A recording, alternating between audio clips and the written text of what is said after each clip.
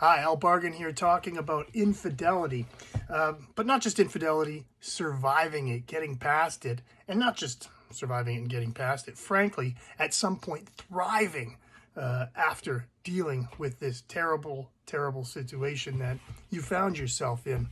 In a previous video, I had talked about in the first parts of it, experiencing emotions that I had never experienced before, meaning you're so sad, but you brush it off. You got to go to work. You have to act normal, right? You can't be an emotional wreck at work. I don't know what you do for a living, but for myself personally, work in the security industry, I can't just sit there and all of a sudden start bursting out in tears. That's ridiculous, although that was happening to me. Let me explain it a little bit further. I would be working as a security guard and I would see a happy couple carrying a car seat with a young infant, a baby in it. And I would look at that and all of a sudden, boom, it'd be like a trigger, like wham, I'd get hit with this massive emotion.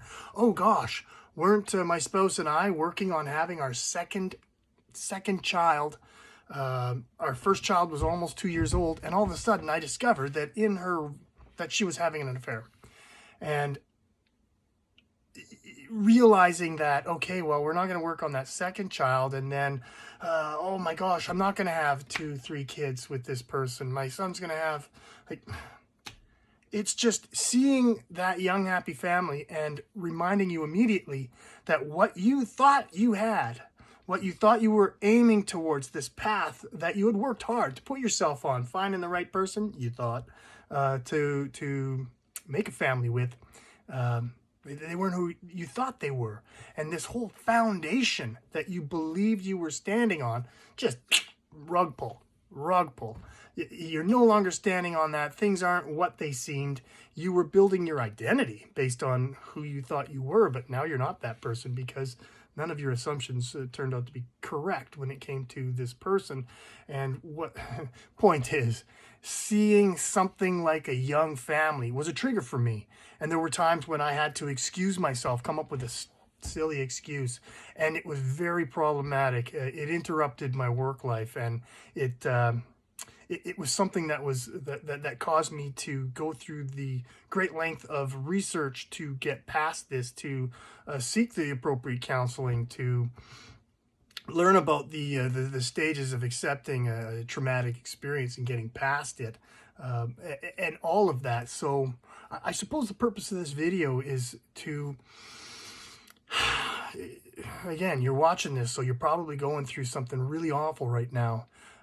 It will help you to identify certain things that can trigger these reoccurring feelings of awfulness, of sadness, of deep despair, of helplessness, of the sense of having your whole life experience a rug pull, in a sense where you don't even know who you are.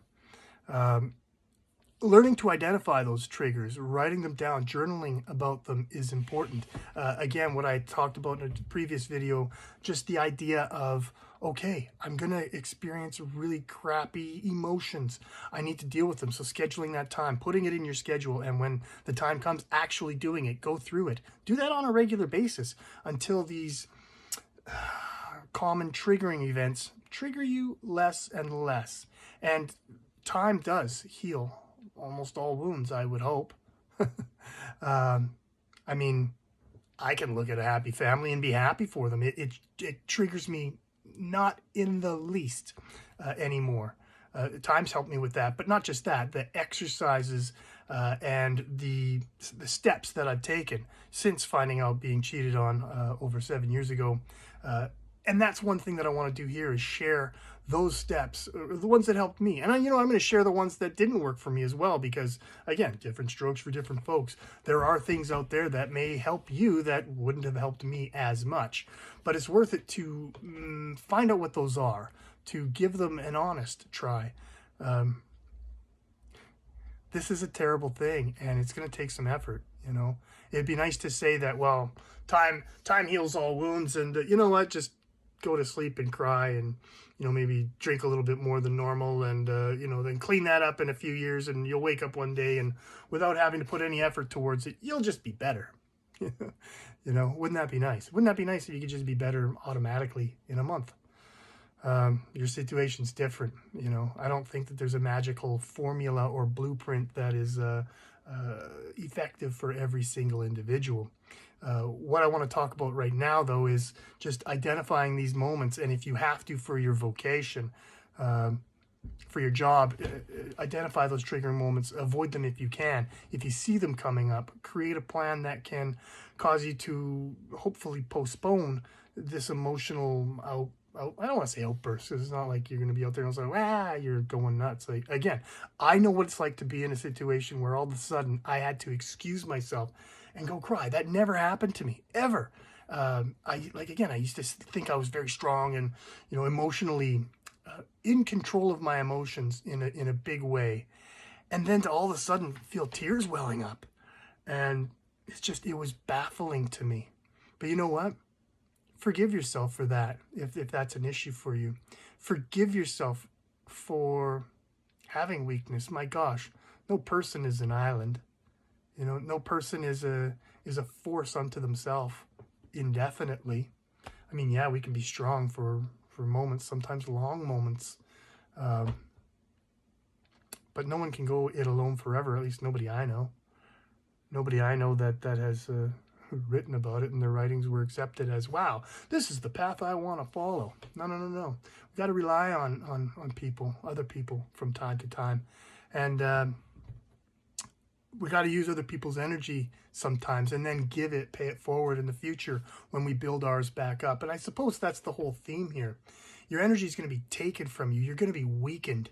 And when that happens, just know that there are things you can do to replenish that energy. And then when you start working on this path or a plan towards becoming the best version of yourself possible, as a result of the very crappy thing that you're going through right now, that energy will put you on this path to become the best version of yourself.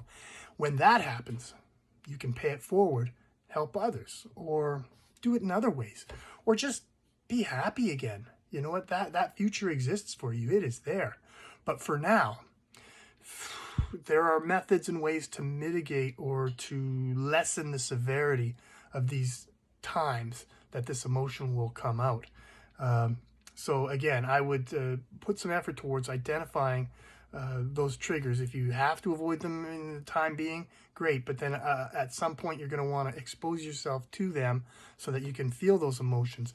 If you have to schedule that feeling of the emotions on a regular basis so that your body gets to cleanse by having a cry, or cleanse by journaling about it, or cleanse by speaking to the group that you joined and sharing those crappy feelings. Whatever it is that it takes to get it out of you and so that you don't hold it inside. You know, figure out those techniques, methods, figure out those things that will help get that emotional garbage out of you so that you can live a little more garbage free. Anyways, I appreciate you tuning in, and I genuinely hope that the information in these videos is helping you. Please drop a comment if you have a question. There's been some questions now in the... anyways, drop a comment, subscribe if you haven't already, hit that notification bell so that when the next content comes out, you can get it right away. Continue on your path to becoming that best version of yourself, because it exists, it's there, it's waiting for you. Thanks again. Take care of yourself.